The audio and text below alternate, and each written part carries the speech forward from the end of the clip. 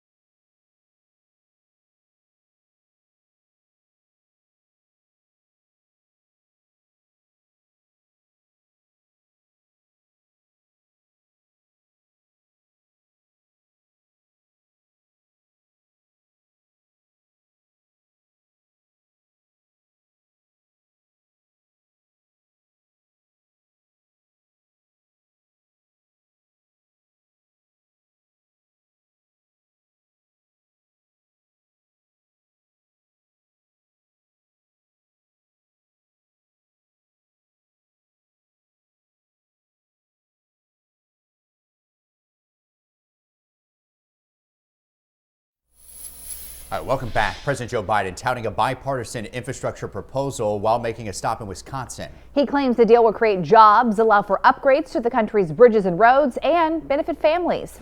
A group of Democratic and Republican senators reached the $1.2 trillion agreement last week. The president also praised the bipartisan nature of the deal. This bipartisan breakthrough is a great deal for the American people. Not just for folks in cities, not just for red states or blue states, but for everybody. However, the fate of the infrastructure package in Congress remains uncertain. Well, today the House is expected to vote and pass legislation that will create now a committee to investigate the January Capitol riot. Now, House Republican leaders say they will oppose the creation of this select committee. In fact, the number 2 House Republican, Steve Scalise, he says the panel is likely to pursue a partisan agenda. The House passes a resolution to remove Confederate statues from the U.S. Capitol. Every Democrat present and 67 Republicans voted for it. The bill heads to the Senate for consideration, where it would need 10 Republican senators to join every Democrat to pass in the upper chamber. Well, Arizona's largest county says it will not reuse any of the voting equipment turned over for a controversial audit in the 2020 election.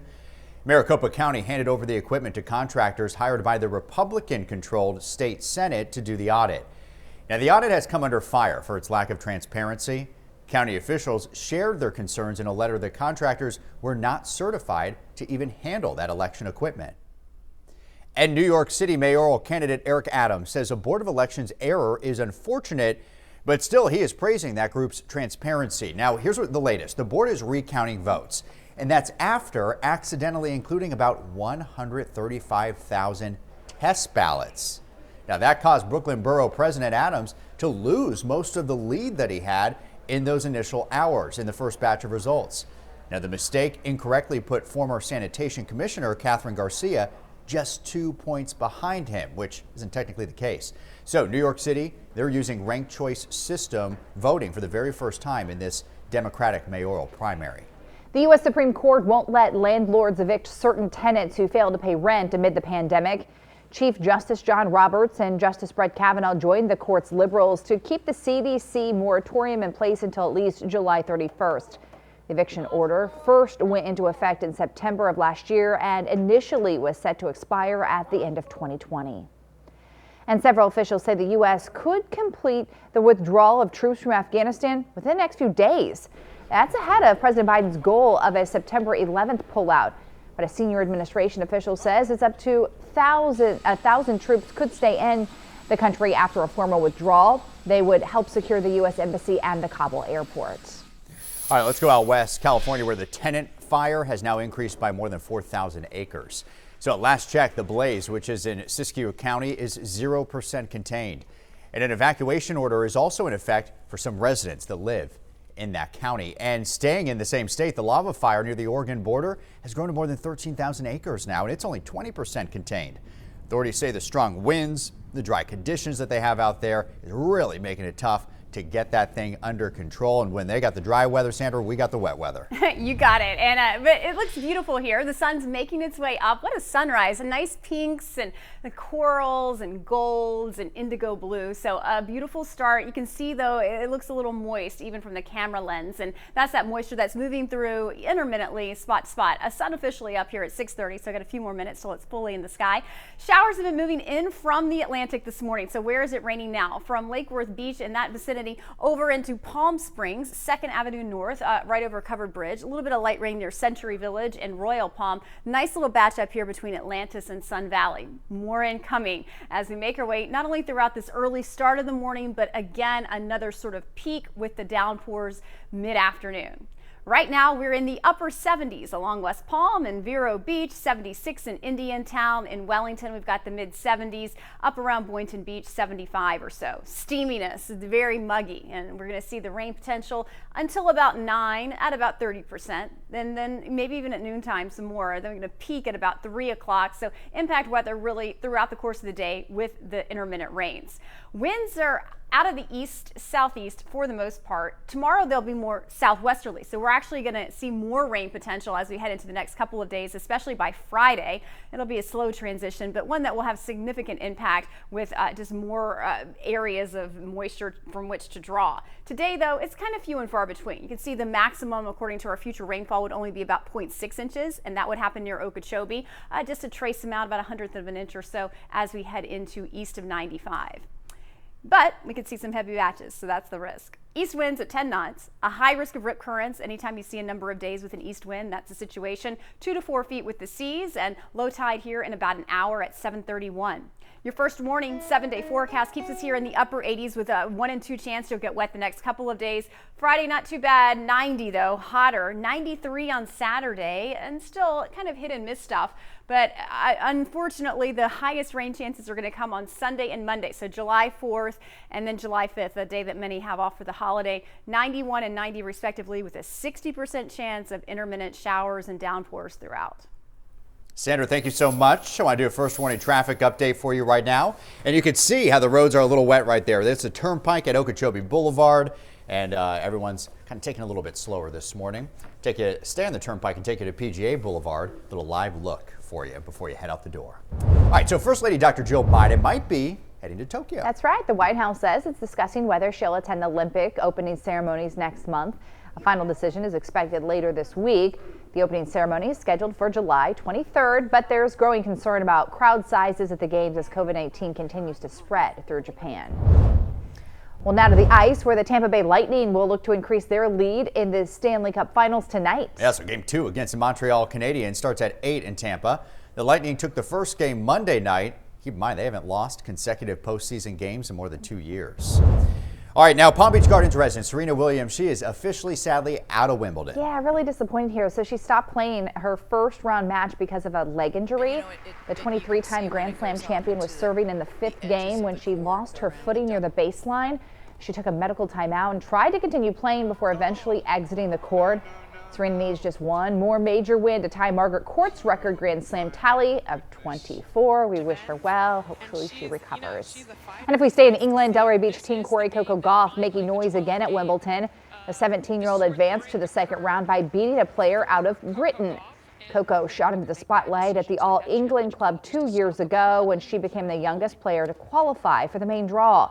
She went on to beat her idol Venus Williams, you'll remember, in the first round and advance as far as the 4th round. Meanwhile, looking ahead, Coco's going to now play her second round match tomorrow at Wimbledon, taking on a player out of Russia.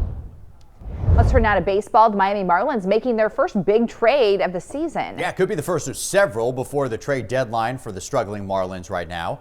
So the team traded injured outfielder Corey Dickerson and reliever Adam Simber to the Toronto Blue Jays. Now in exchange, the Marlins got infielder Joe Panik and also a minor league reliever. And new this morning, Pasadena police investigating after a woman alleged LA Dodgers star pitcher Trevor Bauer assaulted her back in May. The woman was granted a domestic violence restraining order in court. Bauer is denying the allegations. According to his agent, Bauer and the woman had a brief and completely consensual relationship beginning in April, and she came to his home on 2 occasions. Police are currently investigating, and Bauer is not charged with a crime. All right, 6:23 this morning, more help for Palm Beach County residents until further notice.